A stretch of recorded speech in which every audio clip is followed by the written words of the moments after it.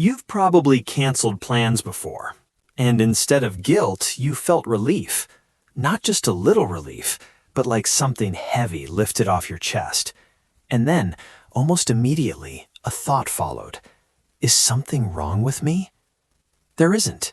That feeling? It's your nervous system exhaling. But we've been taught to feel ashamed of that.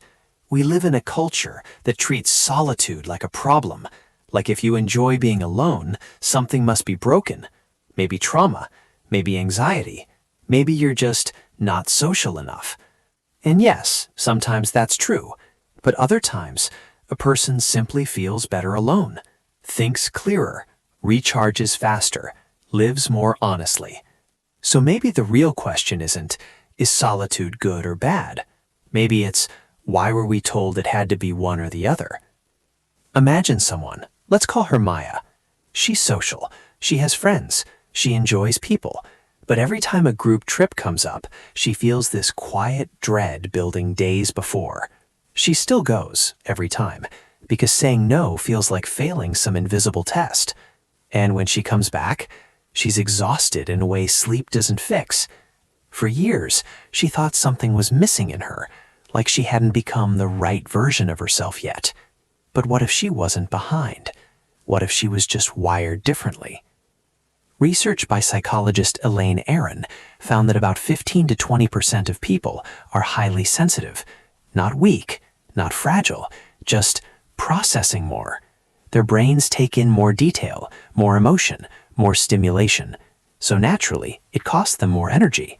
And when something costs more, you need more time to recover.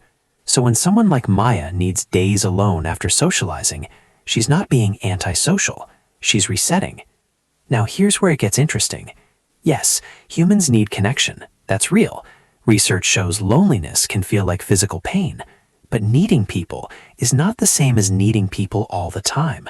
There's a difference we rarely talk about: chosen solitude versus forced isolation. Chosen solitude, the kind you step into willingly, is actually linked to better mood, deeper thinking, and emotional clarity. It doesn't disconnect you from life, it reconnects you to yourself. But society doesn't see it that way. Eat alone, people feel sorry for you. Cancel plans, they assume something's wrong. We've built this quiet rule: presence is healthy, absence is broken. And over time, people start performing a version of themselves just to fit that script. They say yes when they want to say no. They show up when they're already drained. And slowly, they lose track of what they actually need. Ask yourself this: what if I've been living slightly outside myself for years? Because when you stop treating solitude like a flaw, something changes. You start hearing your own thoughts again. You process emotions you've been too busy to feel.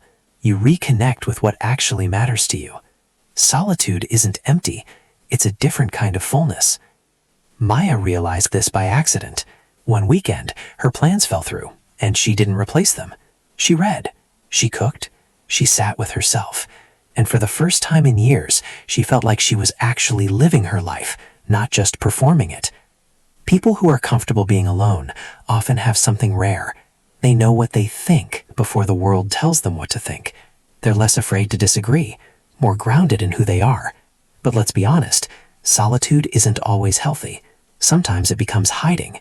There's a difference between recharging, which restores you, and withdrawing, which slowly disconnects you. Only you can feel that difference. One feels like peace, the other feels like numbness. The people who handle solitude best don't turn it into an identity. They don't say, "I'm just a loner." They treat it like maintenance. They go inward and then come back stronger, calmer, more present. Because real connection requires energy, and you can't give that if you're constantly drained. In a world designed to steal your attention, where silence feels uncomfortable and distraction is endless, choosing to sit alone with your thoughts is actually a radical act. So, if you've ever felt that relief when plans got canceled, if you've ever felt more like yourself in quiet moments, that's not a flaw, that's information.